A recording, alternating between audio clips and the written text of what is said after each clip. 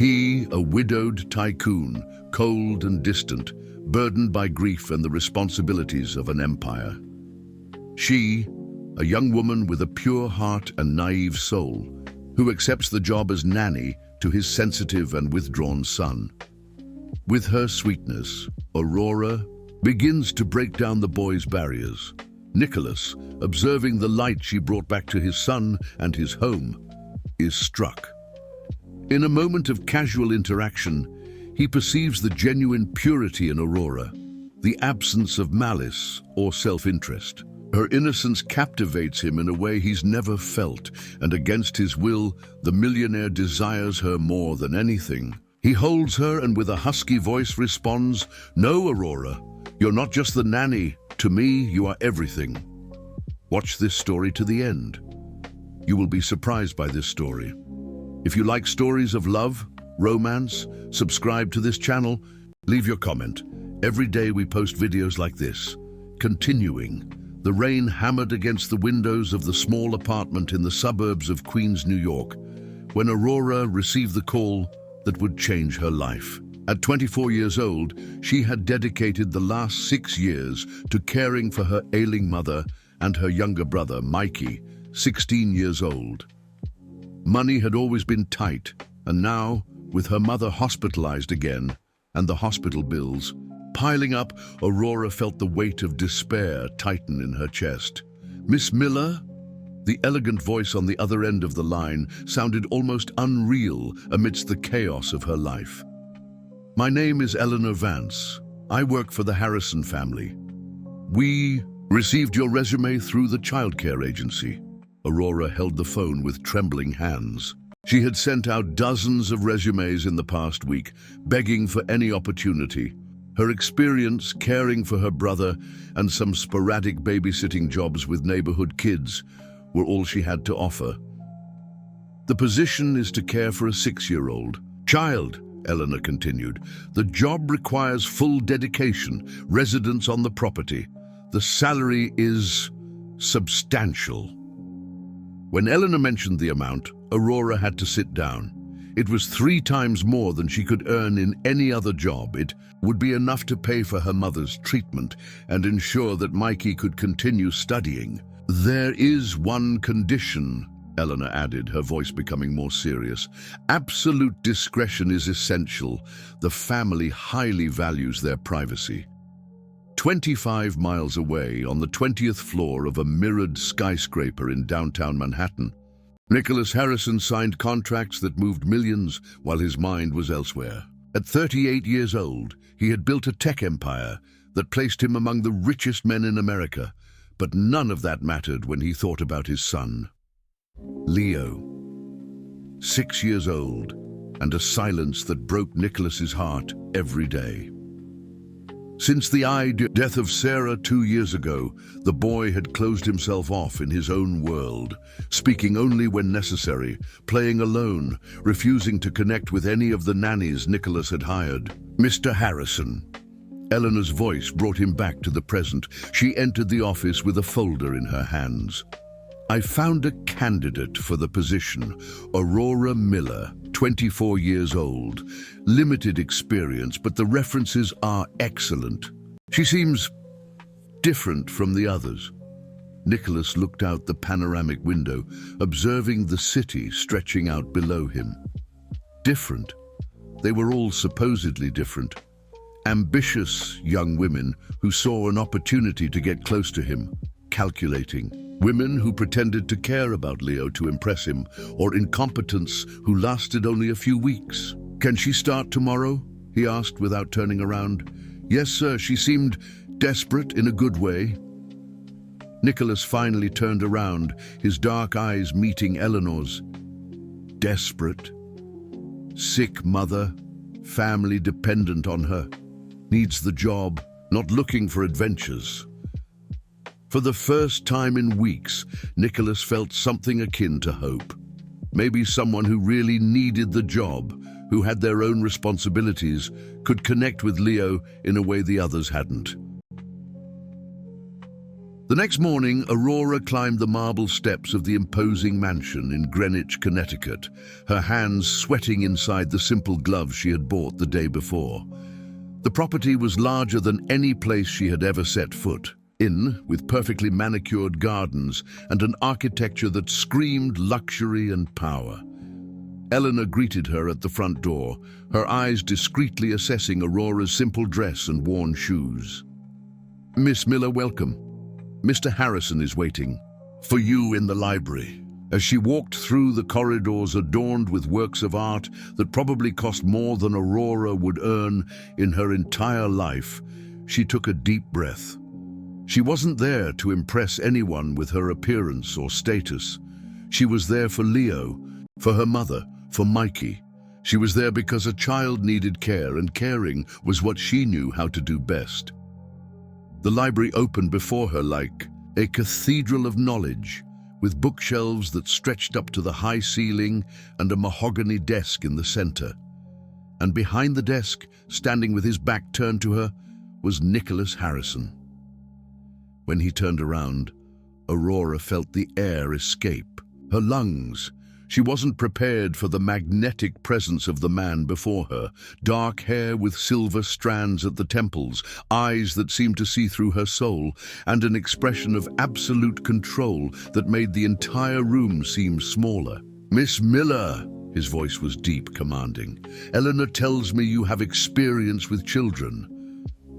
"Yes, sir.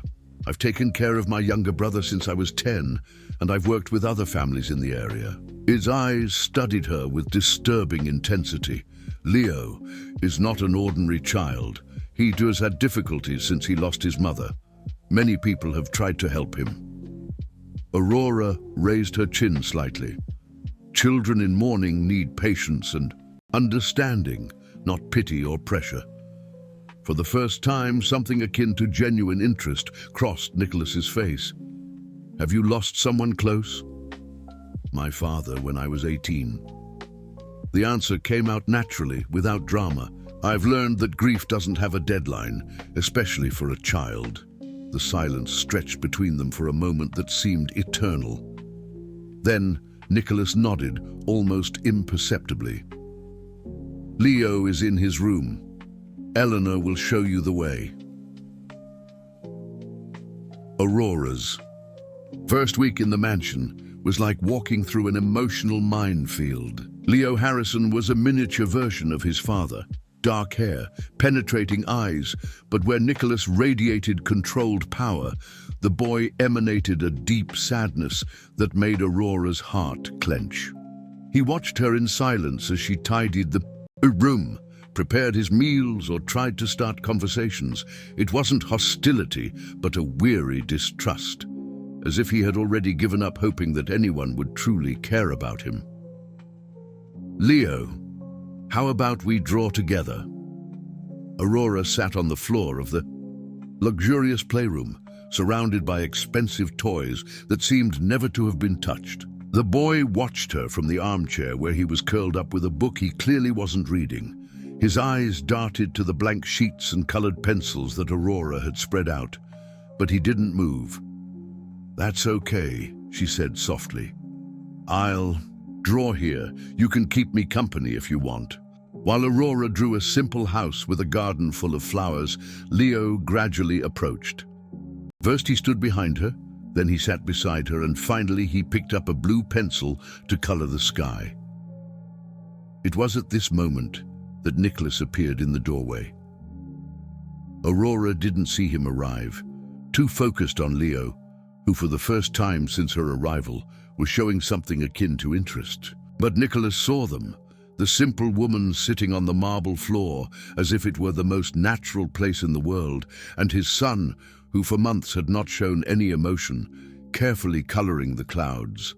Something stirred in Nicholas's chest, a strange and uncomfortable feeling. It wasn't just relief at seeing Leo interacting. It was the way Aurora related to the boy, without forcing, without rushing, with a genuine patience that none of the previous nannies had demonstrated. "Dad!" Leo held up the drawing, and for the first time in months, there was a sparkle in his eyes. Nicholas approached, trying to ignore the way Aurora gracefully got up from the floor, her cheeks flushed with satisfaction at having managed to elicit a reaction from the boy. "It's very beautiful, Leo," said Nicholas, and his voice came out softer than he intended. "Miss Miller said I can draw our house the way I want it to be," Leo explained, and Aurora felt a pang realizing that the boy had included only 2 figures in the drawing, him and his father. "And what do you want it to be like?" Nicholas asked, his eyes meeting Aurora's for a brief moment before she looked away. "Full of colors," replied Leo.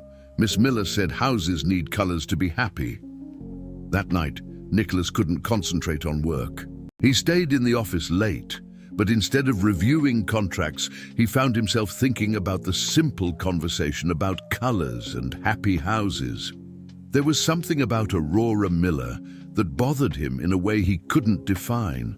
She didn't try to impress him, didn't ask questions about his business, didn't wear provocative clothes or excessive makeup like the others. There was an authenticity in her that was both refreshing and disturbing.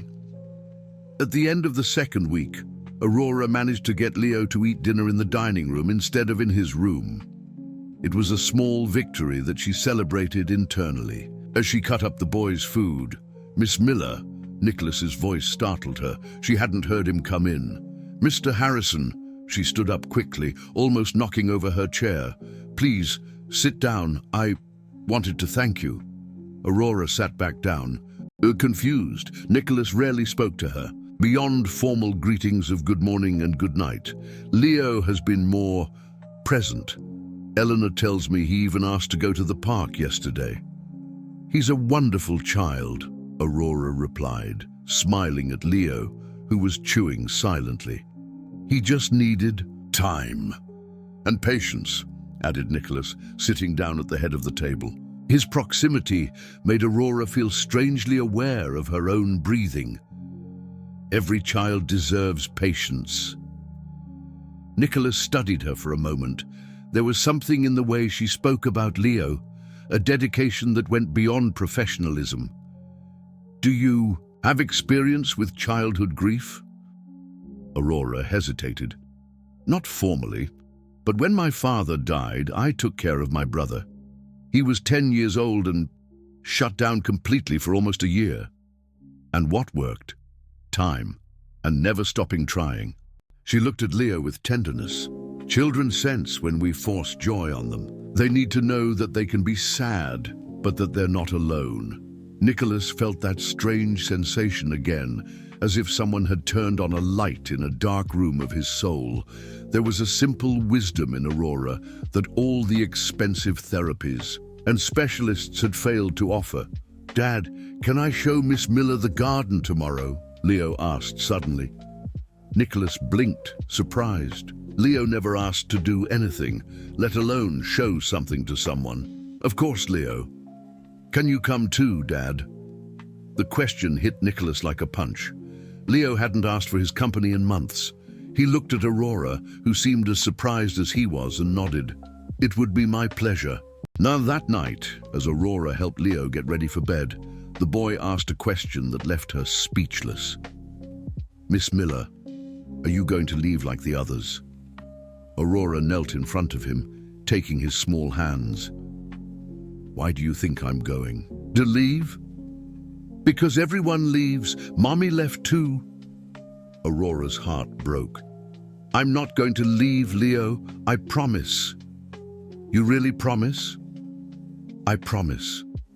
But as Leo slept, Aurora realized the complexity of her promise. She was becoming too attached to that house, to that boy, and especially to the silent man who watched her with an intensity that made her heart race dangerously. The next morning, Nicholas found her in the kitchen preparing Leo's breakfast. She was wearing a simple light blue dress that highlighted her eyes, and for the first time, he really saw her. Not as Leo's nanny, but as a woman. "Miss Miller, I need to speak with you."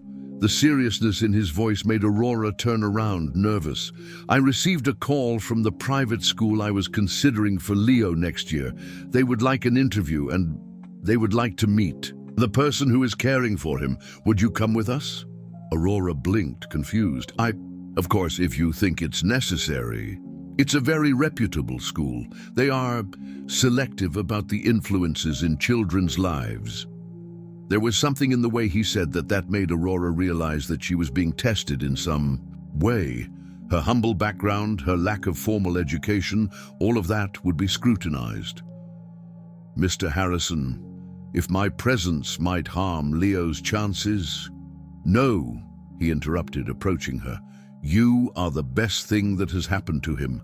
In 2 years, if they can't see that... He stopped, realizing he had gotten too close. Aurora could feel the warmth of his body, the subtle aroma of his cologne. For a moment, the air between them was charged with something that neither of them was prepared to name. The interview is tomorrow, at 2 in the afternoon, he said, stepping back. But the damage was already done. Something had changed in the space between them, a mutual awareness that would make it impossible to return to the previous formality. The interview at St. Benedict's School was an endurance test that Aurora hadn't expected. Sitting in the mahogany-paneled boardroom with portraits of distinguished alumni, she felt like a fish out of water as the headmistress, Dr. Beatrice Meyer, scrutinized her with critical eyes. Miss Miller, the headmistress's voice cut through the air like a blade. I see here that you have no training in pedagogy or child psychology. Not formally, Aurora replied, keeping her voice steady despite her nerves. But I have practical experience caring for children, including my younger brother. Nicholas watched everything in silence, Leo beside him playing discreetly with a toy car. The tension in the room was palpable. And your family. What are your parents' occupations? Aurora felt the flush rise up her neck. My mother worked as a cleaning lady before she got sick. My father was a mechanic before he passed away. The silence that followed was deafening. The headmistress exchanged meaningful glances with Nicholas, as if to say, "Do you see the problem here?" It was Leo who broke the tension. Miss Miller taught me that flowers need water and care to grow, like people. The simplicity of the observation stirred something in the headmistress's face, but she quickly regained her professional expression. Mr. Harrison, could we speak alone? In the hallway, while Aurora waited with Leo, she heard fragments of the conversation through the partially open door. I understand your situation, but our institution has standards. Inappropriate influences on the child's social development. In other families may question. Each word was like a slap in the face. Aurora lowered her eyes, feeling small and inadequate. Leo took her hand. Are you sad, Miss Miller? No, honey, I'm fine. But she wasn't. For the first time since arriving at the mansion, Aurora realized the chasm that separated her world from Nicholas's world. She was an intruder in a universe where her background would always be a stigma. When Nicholas came out of the room, his face was grim. Let's go. The ride back was tense and silent. Leo fell asleep in the back seat while Aurora looked out the window, trying to process what had happened. It wasn't until they got home that Nicholas finally spoke. Miss Miller, I need you to understand something. They were standing at the entrance of the mansion, Leo already in Eleanor's arms to go take a bath. The world I live in. People judge everything. Appearances, backgrounds, associations. His voice was tired. I don't agree with it, but it's the reality. I understand, Mr. Harrison. If my presence is causing problems, no. He interrupted her sharply. You don't understand. That school was one of the most prestigious in Connecticut. They rejected Leo because of you. The silence fell between them like a barrier. And you know what I told them? Nicholas continued, approaching her. I said that if they weren't able to recognize the value of someone for the person they are, then they didn't deserve to have my son. Aurora stared at him, shocked. I said that Leo has learned more about humanity with you in 3 weeks than he would learn in years at that hypocritical institution. Nicholas's words hit her like a wave. There was something in the way he looked at her, an intensity that made her heart beat faster. Why did you do that? She whispered. Because... He hesitated, as if fighting with himself. Because I haven't seen Leo truly smile in a long time. And because I haven't seen anyone care for him without ulterior motives in a long time. The proximity between them was undeniable now. Aurora could see the small scars on his hands, probably from when he was younger and less careful. She could feel the warmth of his body and the vulnerability that he tried to hide behind the mask of control. Mr. Harrison. Nicholas. He corrected her softly. When we're alone, you can call me Nicholas. The name sounded strange and intimate on her lips. Nicholas. They stood like that for a moment, lost in each other, until Eleanor appeared at the top of the stairs. Mr. Harrison, Leo is asking for Aurora for his bedtime story. The spell was broken, and Nicholas stepped back, returning to his professional mode. Of course, Miss Miller, you can go. That night, while reading to Leo, Aurora noticed a photograph on the nightstand that she had never seen before. It was of a beautiful woman with blonde hair and a radiant smile, embraced by a younger Nicholas. That was Mommy, said Leo, noticing her gaze. Dad keeps her pictures locked up in his office, but I brought this one here. She was very pretty, Aurora said softly. Dad said she went to heaven, but sometimes I hear him crying in his room, at night. Leo's words touched a deep wound in Aurora. Nicholas's pain was palpable, even when he tried to hide it behind his facade of successful executive. Miss Miller, Leo continued, do you think Mommy would be happy that you're taking care of me? The question was like a punch to the stomach. Why do you ask that, honey? Because Dad smiles when you're around. He didn't smile before. Aurora felt the tears burn her eyes. Leo's innocence revealed a truth that she herself was afraid to admit. There was something growing between her and Nicholas, something dangerous and impossible. Your mommy will always want you to be happy, Leo. I'm sure of it. After Leo fell asleep, Aurora went downstairs to get a glass of water in the kitchen and found Nicholas standing on the veranda looking at the moonlit garden. He had taken off his suit and was wearing only a white shirt with the sleeves rolled up. Can't sleep?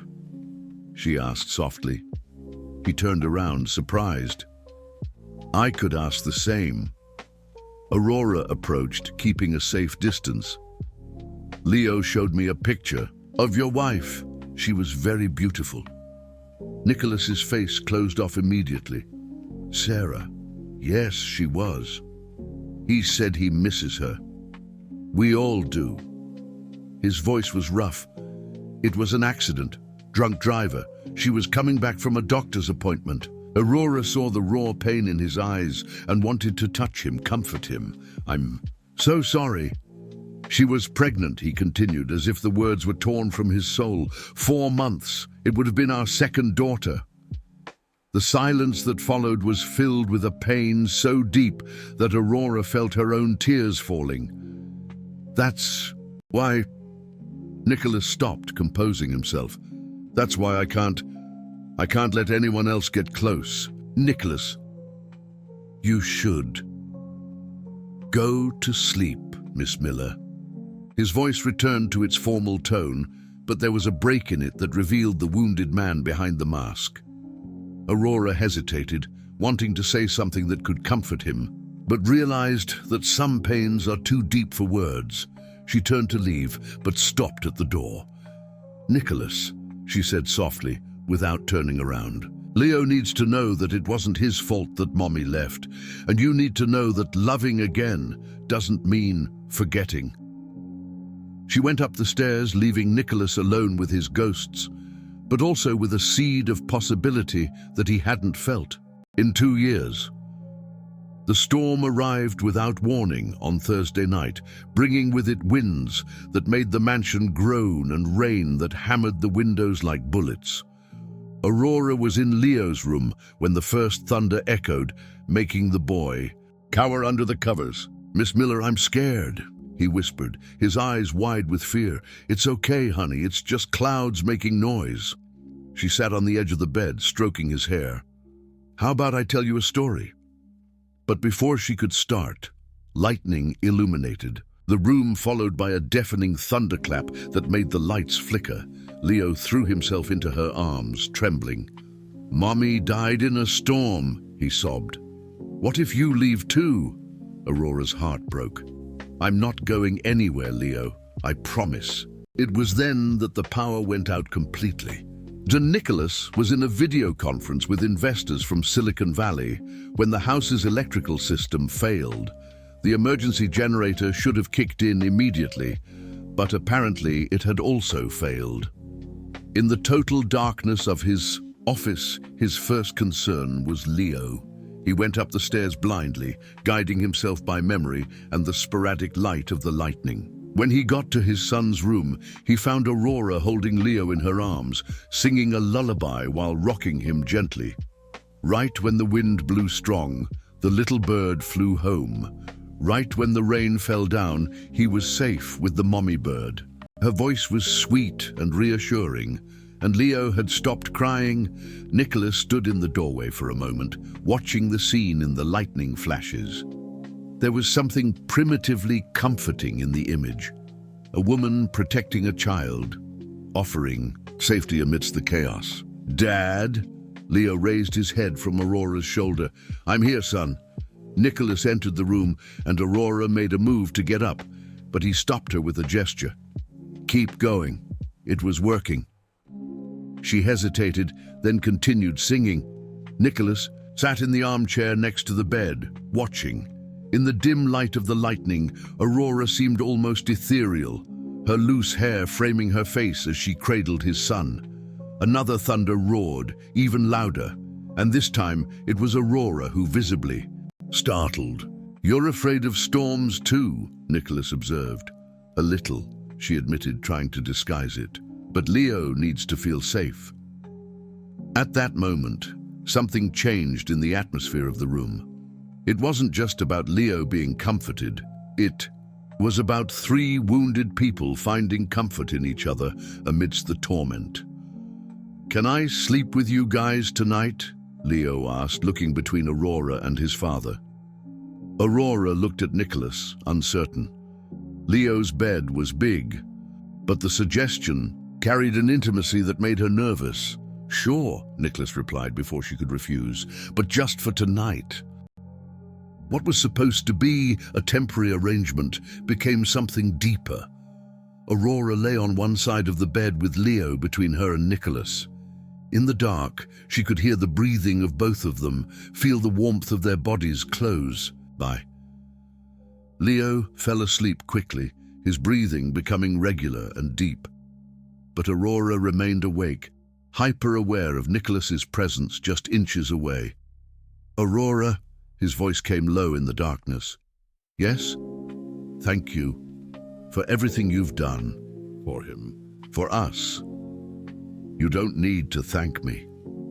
"I do." There was a pause. "You've brought something back into our life that I thought we had lost forever."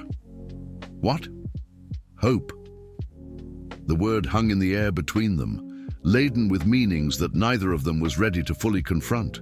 Aurora felt her cheeks flush in the dark.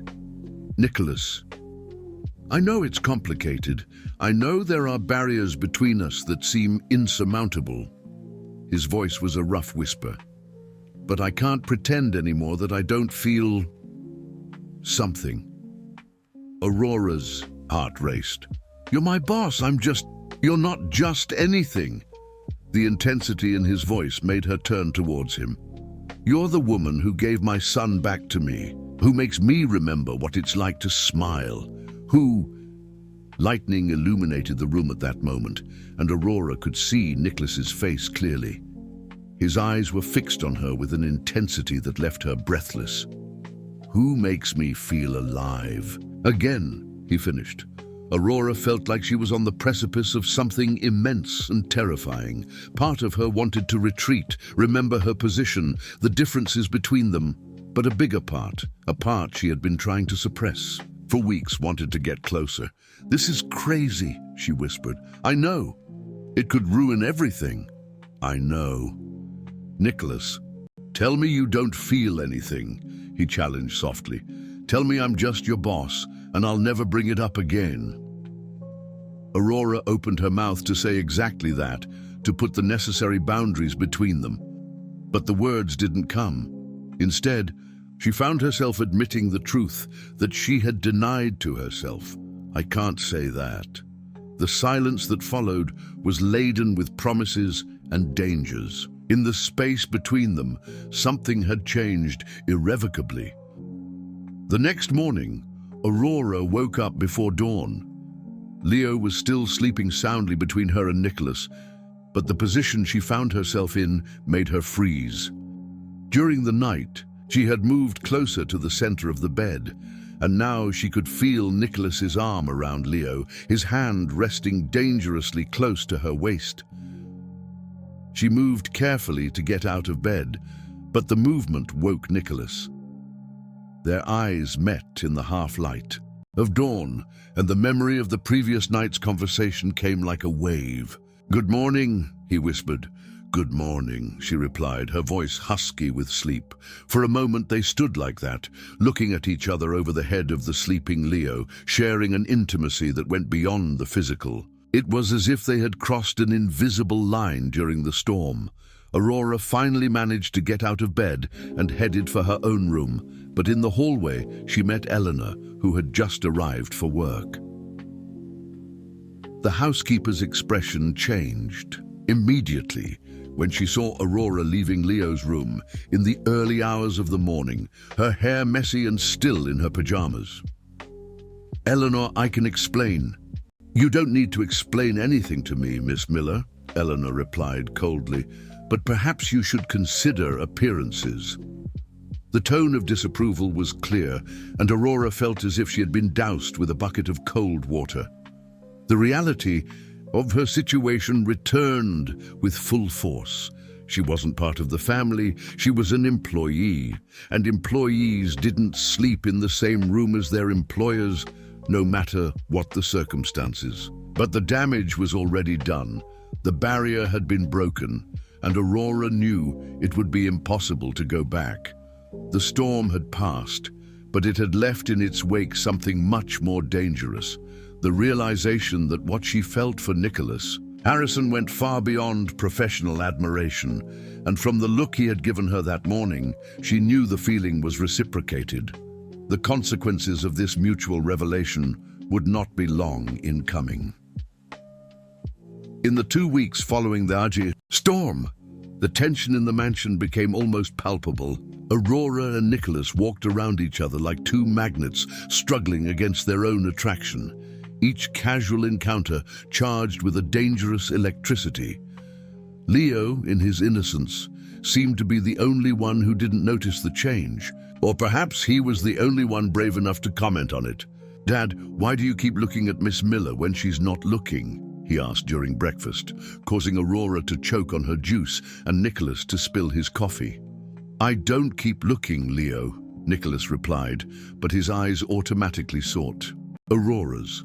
"Yes, you do, and Miss Miller turns red when you talk to her."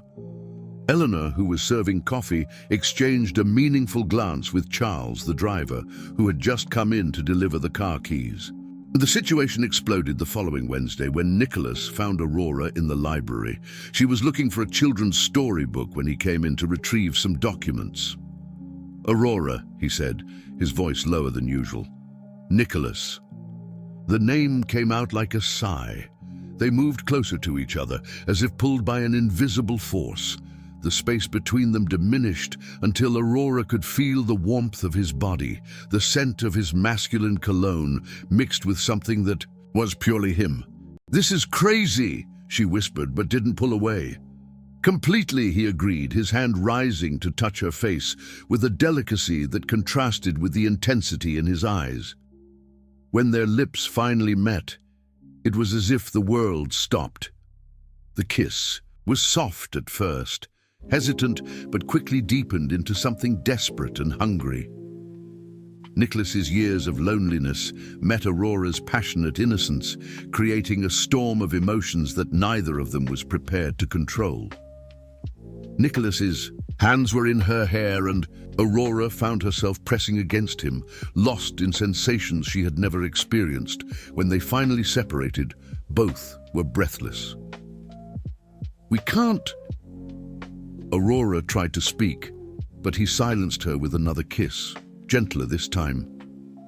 "I know," he murmured against her lips, "but I can't stop." It was then that they heard Eleanor's voice in the hallway, approaching the library. They separated quickly, Aurora smoothing her hair and Nicholas pretending to look for documents on the shelves. "Mr. Harrison," Eleanor entered the library, with a neutral expression that didn't fool anyone. "Your sister is on the phone." Nicholas nodded, but not before exchanging one last loaded look with Aurora. Beatrice Harrison Montero arrived at the mansion the following Saturday without warning, as was her custom. At 35, she was everything Aurora wasn't. Sophisticated, educated in European schools, married to a federal judge, and extremely protective of her brother and nephew. "Nico, we need to talk," she announced as soon as she arrived, barely acknowledging Aurora, who was playing with Leo in the garden. In the office, Beatrice got straight to the point. "Who is that girl?" "That's Leo's nanny, Aurora. And since when do you hire nannies who look like they stepped out of a telenovela?" Nicholas frowned. "What do you mean?" "Nico, for God's sake. She's too young, too beautiful, and from what I've heard, of very humble origins. Don't you see the problem?" "The only problem I see is that Leo is happy for the first time since Sarah's death."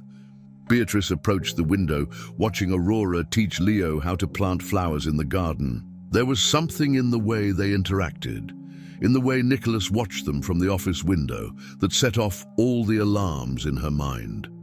"Eleanor has told me some interesting things," she said casually.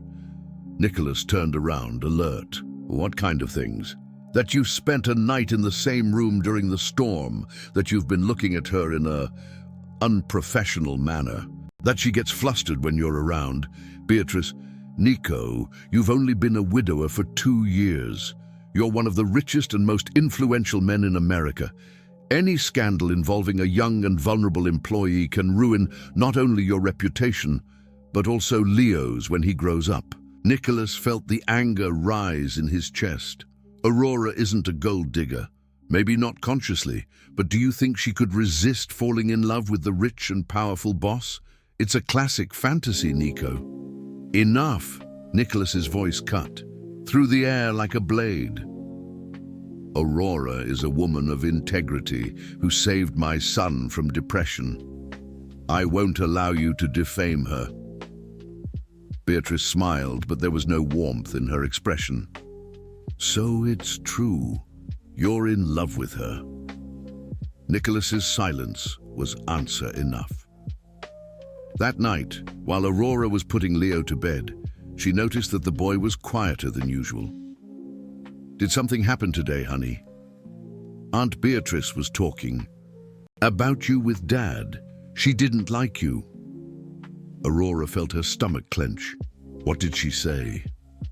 "That you were too young and too pretty to take care of me, and that Dad was acting weird because of you." Leo's words confirmed Aurora's worst fears. She had been naive to think she could hide her feelings, that no one would notice the chemistry between her and Nicholas. "Leo, do you like me taking care of you?" "A lot. You're the best nanny in the world. I don't want you to leave." "I'm not going to leave," she promised, but the words sounded hollow even to her own ears. On Monday, Beatrice returned with reinforcements. She arrived accompanied by Patricia Sterling, an influential socialite and old friend of the family, known for her ability to spread gossip through New York's elite. "Nico, darling," Patricia kissed both of Nicholas's cheeks. "Beatrice tells me you have a new employee. How interesting." During lunch, which Aurora served discreetly, she could feel the evaluating gazes of the two women. Her every move was scrutinized, every word weighed and judged. "She's very young," commented Patricia, as if Aurora weren't present, "and rather plain." "She's exactly what Leo needed," Nicholas replied coldly. "I'm sure, but you know how people talk, darling. An attractive young woman living in the house of a rich widower. Tongues will wag. Let them wag." Beatrice and Patricia exchanged meaningful glances. "Nico," Beatrice continued, "remember Isabella Carlton, the judge's daughter. She recently returned from Paris with a PhD in child psychology. She would be perfect for Leo and for you." Aurora felt like she had been punched. She finished serving the coffee and left the room, but not before hearing Patricia whisper, "Poor thing, she must have been deluded, thinking she had a chance with him." That night, Nicholas looked for Aurora in her room. She was sitting on the edge of the bed, still dressed, looking out the window. "Aurora, about today?" "You don't need to explain anything," she said without turning around. "I understand my position here perfectly." "No, you don't." He approached, kneeling before her. "You're not just an employee to me, but that's what everyone sees. That's what I am." Finally, she faced him and he saw tears in her eyes. "Your sister is right, Nicholas. People will talk. And when they do, who do you think will get hurt the most in this story?" "Aurora, I'm a poor girl taking care of a millionaire's son. At best, they'll call me a gold digger. At worst, something much uglier." Nicholas took her hands, but she withdrew them delicately. "Maybe it's better if I find another job." "No!" The answer was immediate and fierce. "Leo needs you. I need you." "And I need you too," she whispered. "That's why I have to leave, before this becomes something that could destroy you and Leo." Nicholas pulled her into his arms, and this time she didn't resist. They kissed desperately, as if it were the last time, knowing that each stolen moment brought them closer to a precipice from which they might not be able to return. But what they didn't know was that Eleanor had seen Nicholas enter Aurora's room, and the next morning she made a call that would change everything. "Hello, Gossip and Glamour magazine. I have a story that might interest you. Notice title." The bomb exploded on a Thursday morning when Nicholas opened his laptop to check the financial news and came across his own photo plastered on the digital cover of Gossip and Glamour. The screaming headline hit him like a punch. "Widowed, Millionaire, and the Nanny, Forbidden Passion in the Tech Tycoon's Mansion." The photos were devastating. Nicholas entering Aurora's room, the two kissing in the library, captured through the window. Aurora playing with Leo in the garden while Nicholas watched them from the veranda with an expression that made his feelings clear. Source close to the family reveals that the intimate relationship began weeks after the hiring of the young nanny of humble origins. "She took advantage of his vulnerability and the child's situation," says the anonymous source. "She's a classic opportunist who saw a golden opportunity." Nicholas felt the blood run cold in his veins. His first concern wasn't with his reputation or his business. It was with Aurora. How would she react to this? How would she feel seeing her image distorted in this cruel way? He ran to her room, but found only a made bed and a note on the pillow. "Nicholas, I saw the news. I know you didn't leak it, but this confirms everything I feared. I can't stay here anymore. It's better for everyone. Take good care of Leo. Tell him I love him very much, but that I needed to travel. Sorry for everything. Aurora." Aurora had left the mansion at 6 in the morning, taking only a small suitcase and her shattered heart. She had seen the news on her cell phone, still in the room, accompanied by hundreds of cruel comments from people who didn't know her, but felt entitled to judge her. Gold digger, opportunist, poor child being manipulated by this schemer. How disgusting, taking advantage of a grieving widower. Each word was like a stab. Aurora had always known this day would come, but nothing had prepared her for the brutality of the public exposure. Her picture was being shared on social media, her private life dissected by strangers. On the bus taking her back to Queens, she cried silently, thinking about Leo waking up and not finding her. Thinking about the confusion and pain he would feel. Thinking about Nicholas trying to explain the unexplainable. "Where is she?" Nicholas roared at Eleanor when he came down for breakfast. The housekeeper feigned surprise, but there was something in her eyes that made him immediately suspicious. "I don't know, sir. I only found the note." "It was you." It wasn't a question. "You leaked the information to the press." Eleanor raised her chin defiantly. "I protected this family. That girl was going to destroy everything you've built." "You destroyed everything!" Nicholas shouted, completely losing control. "She was the best thing that happened to Leo in 2 years. Where is Miss Miller?" Leo's small voice at the entrance to the kitchen made everyone turn around. The boy was in his pajamas, holding the teddy bear Aurora had given him. Nicholas knelt before his son, trying to find words. She needed to travel, Leo. But she didn't say goodbye to me." Leo's eyes filled with tears. "She promised she would never leave. Sometimes people need to break promises, son." "That's a lie," Leo shouted, something he had never done. "You sent her away, like you sent all the others." The boy ran upstairs, slamming his bedroom door shut. Nicholas stood there, kneeling in the middle of the kitchen, feeling as if his world had collapsed again. The morning brought even worse consequences. Nicholas's phone wouldn't stop ringing. Journalists, concerned investors, board members demanding explanations. The scandal was spreading like wildfire, fueled by social media and the public hunger for drama. Beatrice arrived at noon, furious and panicked.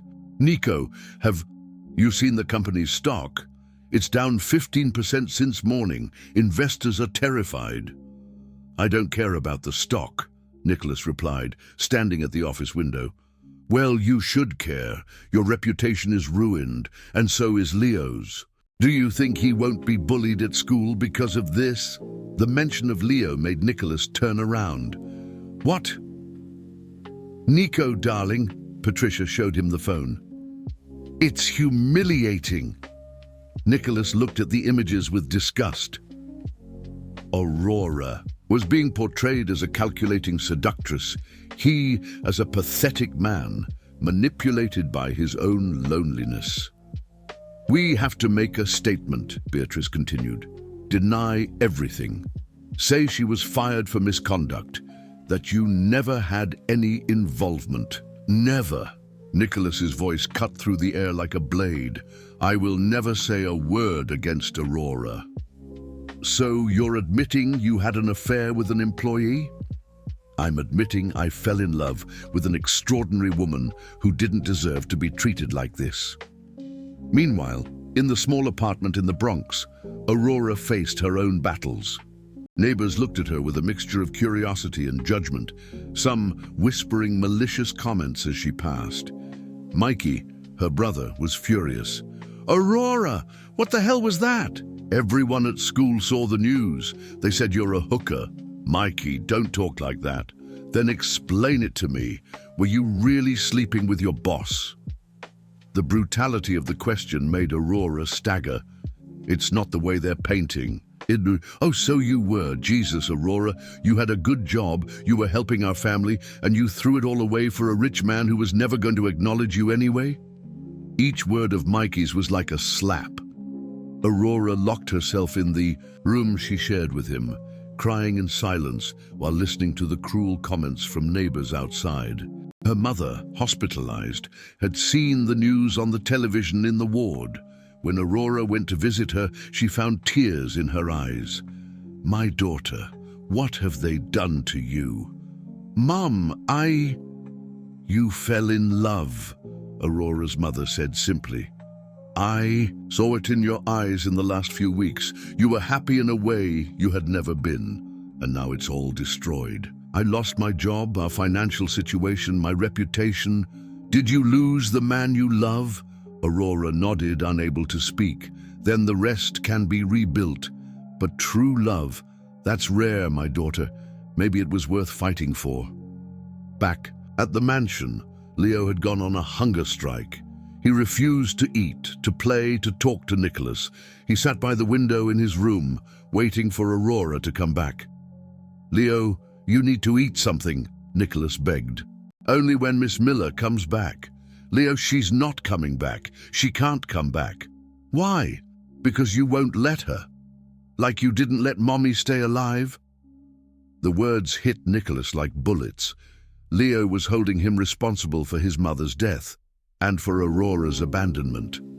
And maybe he was right about Aurora. Maybe he could have fought harder, protected her better, but now it was too late. The damage was done. Aurora had left. Her reputation was destroyed, and Leo was paying the price for a passion that should have remained buried.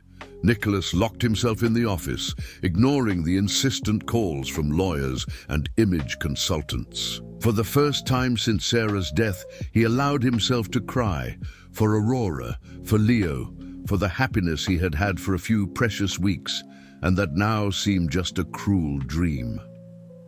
On the desk in front of him, Sarah's photo watched him. For an insane moment, he found himself wondering what she would think of all this. If she would approve of Aurora, if she would understand that he had tried to love again. But Sarah was dead. Aurora had left, and he was alone again. Only this time, he had taken his son along into the abyss of pain. The office door opened, and Beatrice entered without knocking. "Nico, we need to talk. I received a proposal." "What kind of proposal?" "To end this scandal once and for all." There was something in Beatrice's voice that made Nicholas turn around, a tone that he knew. "Well, and that never meant anything good." "Indeedy." Beatrice settled into the leather armchair in front of Nicholas's desk, crossing her legs with the calculated elegance of someone who was about to play her most powerful cards. "The proposal came through Henry," she began, referring to her judge husband. "He has connections with some media moguls. They can make this scandal disappear completely." Nicholas raised an eyebrow. "In exchange for what?" "You marry Isabella Carlton. A discreet ceremony, nothing ostentatious, considering. You're still grieving. She has the perfect profile, educated from our social class, with training in child psychology. Leo would benefit enormously. Have you lost your mind? Think, Nico. Isabella is the daughter of Judge Carlton. Her family has enough influence to stifle any scandal. A strategic marriage alliance would save your reputation and Leo's." Nicholas stood up abruptly. "I'm not going to marry a woman I don't love to save my reputation." "Then what are you going to do? Sit here lamenting over a woman who ran away at the first sign of trouble?" Aurora showed who she really is. When things got tough, she abandoned you and Leo. Beatrice's words hit Nicholas squarely. During the 3 days since Aurora had left, he had allowed himself to believe that she had acted out of noble sacrifice. But what if Beatrice was right? What if Aurora simply wasn't strong enough to face his world? Meanwhile, in the cramped apartment in the Bronx, Aurora was discovering that public humiliation was just the beginning of her problems. The electricity bill had arrived with an outrageous fine. Mikey needed expensive school supplies for his senior year, and her mother's medical costs continued to accumulate. Worse still, none of the places where she had sent her resume called her for an interview. Her photo had circulated so much on social media that any employer recognized her immediately. "You're the nanny from the scandal, right?" asked the manager of a store in the mall where Aurora was trying for a sales position. "Sorry, honey, but we can't hire someone with that exposure. Imagine if customers start taking pictures, making videos. It would be a mess." Aurora left the store with her eyes burning with contained tears. She was sitting on a bench in the mall, trying to find the strength to go home, when an elegant woman approached. "Aurora Miller?" Aurora looked up, immediately recognizing the woman from the Society magazines. It was Patricia Sterling, Beatrice's friend, who had had lunch at the mansion. "Yes? Can we talk? I have a proposal that may interest you." They sat down at a nearby cafe, and Patricia got straight to the point. "I'll be frank with you, dear. Your situation is complicated, but I can help." "How?" "I have contacts in some magazines. We can arrange an exclusive interview where you tell your version of the story. Talk about how you were seduced by a powerful boss, how you felt exploited, how you regretted it. The public loves a redemption story." Aurora felt her stomach churn. "You want me to lie? I want you to be smart. Nicholas Harrison is never going to acknowledge a relationship with you publicly. He has too much to lose. You can come out of this as a victim, earn some money from the interviews, and move on with your life. And him? He'll be fine. Rich men always are. The question is, what about you?" Aurora looked through the windows of the cafe at the activity of the mall. Happy families, people with secure jobs, normal lives that she might never be able to have again. "I need to think about it. Don't take too long, dear. The media has a short memory. In a few weeks, if you don't do anything, you'll just be another forgotten story. But with no money, no job, and a tarnished reputation." That night, Aurora couldn't sleep. She kept looking at her cell phone, where there were hundreds of unread messages, some supportive, many hateful, some indecent proposals, and several from journalists offering money for her version of the facts. But there was one message that intrigued her. It was from an unknown number received 2 days ago. "Aurora, my name is Charles. I used to be Mr. Harrison's driver. There are things about this whole story that you need to know. Can we meet?" She had ignored the message initially, thinking it was just another journalist trying to get information. But now, with Patricia's proposal echoing in her mind, she decided to respond. "What kind of things?" The answer came almost immediately. "About who really leaked the information, and why. Eleanor didn't act alone." Aurora felt her heart race. She had always suspected that there was more behind Eleanor's betrayal, but she was too hurt to investigate. "Where can we meet?" "Grand Central Terminal, tomorrow at 2 p.m. by the information booth. I'll be wearing a blue baseball cap." Charles was nervous when Aurora approached. Former driver for the Harrison family for 5 years, he had been fired the day after the scandal, officially for cost-cutting, but he knew the truth. "Aurora, thank you for coming. I know you must be going through hell." "Why did you want to see me, Charles?" "Because I can't bear this guilt anymore. Eleanor didn't act alone. She was encouraged." "What do you mean?" Charles looked around, as if afraid of being heard. "Mrs. Beatrice, Mr. Nicholas's sister. She had been talking to Eleanor for weeks, filling her head about how you were a threat to the family." Aurora felt the blood run cold. Beatrice ordered Eleanor to leak the information? Worse, she paid a professional photographer to stake out the mansion. Those photos weren't taken by chance, Aurora. It was all planned. The revelation hit Aurora like lightning. The photos were too professional. The angles too perfect. How hadn't she realized? But why? Because Mrs. Beatrice already had other plans for her brother. There's this Isabella, the judge's daughter. The whole family is already arranging a marriage. Aurora remembered the conversation she had partially overheard during lunch. Isabella Carlton, PhD in child psychology. Perfect for Leo and for Nicholas. Do you have proof of this? Charles hesitated, then took his cell phone out of his pocket. I recorded some conversations between Mrs. Beatrice and Eleanor. I didn't know I would need them, but my instinct told me to keep them. The recordings were devastating. Beatrice's voice instructing Eleanor on when to take the photos, how to leak the information, what story to tell the journalists. It's for the family, Eleanor. Nico doesn't see that this girl is going to destroy everything. Sometimes we need to protect people from themselves. And if Mr. Nicholas finds out, he won't find out. And even if he suspects, it will be too late. The girl will be gone, and he can move on with someone appropriate. Aurora listened to the recordings with a mixture of anger and relief. Anger for having been manipulated so cruelly. Relief for knowing that Nicholas hadn't betrayed her trust. "Why are you showing me this?" she asked. "Because I saw how Mr. Nicholas was after you left, and I saw what happened to Leo." Charles shook his head sadly. "That boy hasn't been eating right for days. He just keeps asking when you're coming back." Tears burned Aurora's eyes. "How are they?" "Mr. Nicholas is being pressured by the whole family to marry this Isabella. They say it's the only way to save his and Leo's reputation.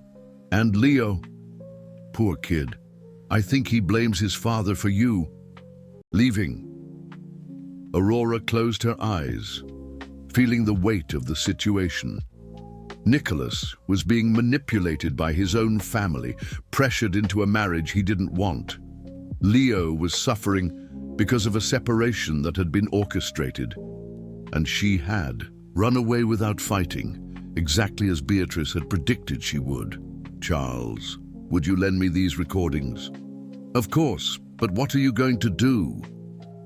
Aurora looked at Grand Central Terminal, imposing against the New York sky. For weeks, she had been hiding, letting herself be painted as a villain, passively accepting the role of victim they had assigned her. But now she knew the truth, and the truth changed everything. "I'm going to fight," she said, with a determination she hadn't felt in weeks. "I'm going to fight for our happiness." Aurora spent the night awake, planning every move. Charles's recordings were her weapon, but she needed to use them the right way. It wasn't enough just to expose Beatrice. She needed to make Nicholas understand that she had run away not out of cowardice, but out of love, and she needed to do it before he married Isabella. The next morning, she called Patricia Sterling. "I've changed my mind about your proposal," said Aurora, "but I want to do it differently. I want a press conference this afternoon." "Darling, that's risky. A press conference leaves room for questions you may not want to answer." "That's exactly what I want. I want to answer everything." Meanwhile, at the mansion, Nicholas was meeting with Beatrice, the family lawyer, and Isabella Carlton. The young woman was everything Beatrice had promised: elegant, educated, articulate. But when she spoke, Nicholas could only think of Aurora's spontaneous laughter, the way her eyes sparkled when she played with Leo. "The ceremony can be arranged for next week," Beatrice was saying. "Something discreet, just close family." "The important thing is to show stability," Isabella smiled understandingly. "I understand that this is a difficult time, Nicholas. I don't expect a movie romance. I know this marriage is practical, but I believe we can build something solid over time." Before Nicholas could answer, Eleanor hurried into the room. "Mr. Harrison, there's a press conference happening live on television. It's about Miss Miller." Everyone turned to the television that Eleanor switched on. On the screen, Aurora was sitting behind a table, wearing a simple but elegant suit that she had borrowed from a friend. Her posture was erect, her gaze determined. "My name is Aurora Miller," she began, her voice clear despite her nerves. "You know me as the Nanny from the scandal. I'm here to tell the truth." Nicholas felt his heart stop. First, I want to clarify that I was never a victim of harassment or exploitation. I was never manipulated or coerced.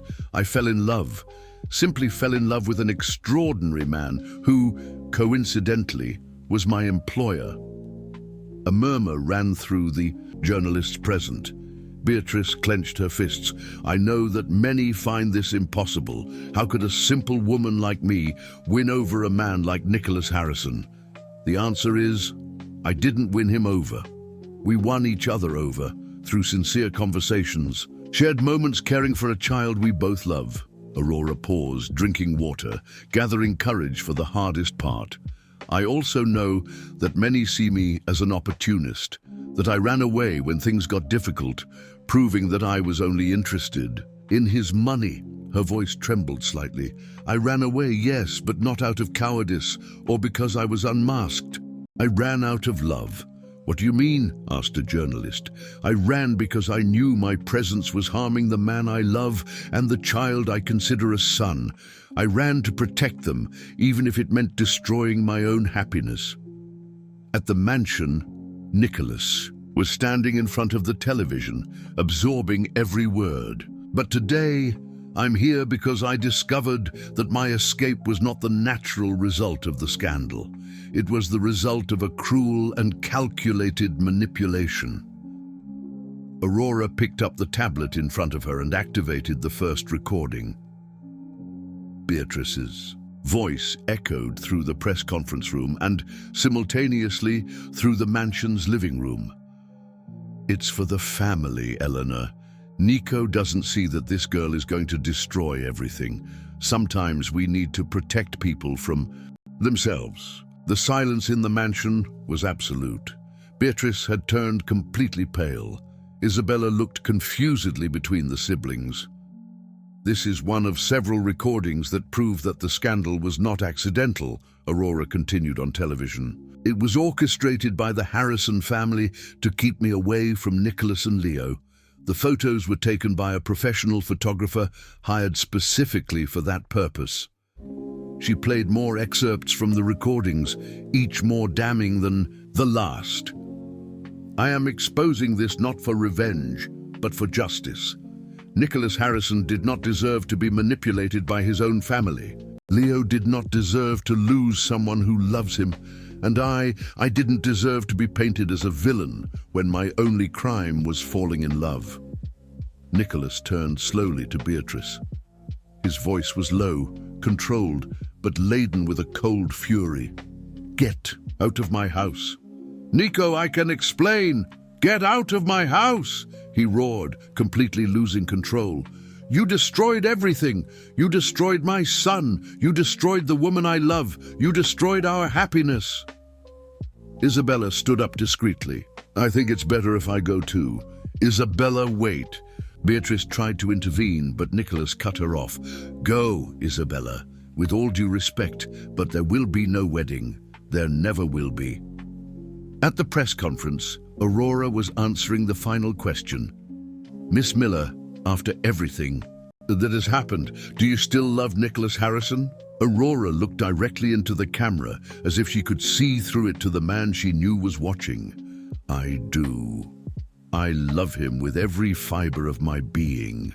I love the way he dedicates himself to his son, how he struggles to be a good father even while carrying his own pain.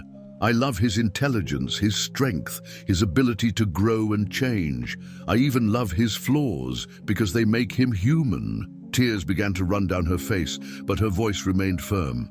And I love Leo as if he were my own son. I love his sweetness, his sensitivity, his unique way of seeing the world. I love how he taught me that love has no limits when it is true. She stood up, ending the press conference. Nicholas, if you're watching, I'm so sorry for running away. I'm so sorry for not fighting, but I'm fighting now. And if there is still a chance, a small possibility of building a family together, I'll be waiting. When Aurora arrived at the small family apartment, Nicholas was already there. He was sitting in the cramped living room, holding Leo in his arms. The boy's face was swollen from crying so much. Miss Miller! Leo broke free from his father's arms and ran to her, who picked him up, covering him with kisses. "Hi, my love. I missed you so much." "You came back. You really came back." Nicholas approached slowly. His eyes were red, and there was a vulnerability in his face that Aurora had never seen before. "I watched the press conference," he said. Simply, "Nicholas, you were brave, braver than I was." He stopped in front of her, hesitant. Can I touch you?" In response, Aurora approached, still with Leo in her arms, and they snuggled into the tightest embrace of their lives. "I'm sorry for letting this happen," Nicholas murmured in her ear. "I'm sorry for not protecting you. I'm sorry for running away, for not trusting that our love was strong enough to overcome anything." "Miss Miller," Leo interrupted, "now you won't leave anymore?" Aurora looked at Nicholas, who nodded with a smile through his tears. "Never again, my love. Never again." 6 months later, the small ceremony in the mansion garden was everything Aurora had dreamed of. There were no photographers, no curious socialites, just true family and close friends. Leo was the ring bearer, carrying the rings with adorable seriousness. When the pastor asked if anyone objected to the union, he shouted, "I support," making everyone laugh. During the vows, Nicholas held Aurora's hands and spoke from the heart. "Aurora, you taught me that true love isn't the one that never faces storms, but the one that knows how to dance in the rain. You brought light into our darkness and showed me that second chances are possible when we find the right person." Aurora, with tears in her eyes, replied, "Nicholas, you taught me that. Love doesn't see social classes, backgrounds, or differences. It only sees souls that recognize each other. I promise to love you and Leo with everything I have, today and forever." When they kissed, sealing the union, Leo shouted, "Yay!" and ran to hug them both. The family that had started with a storm had finally found its safe harbor, and this time nothing and no one could separate them. On the horizon, the sun set, painting the sky gold, the color of hope, renewal, and love that conquers all when it's true.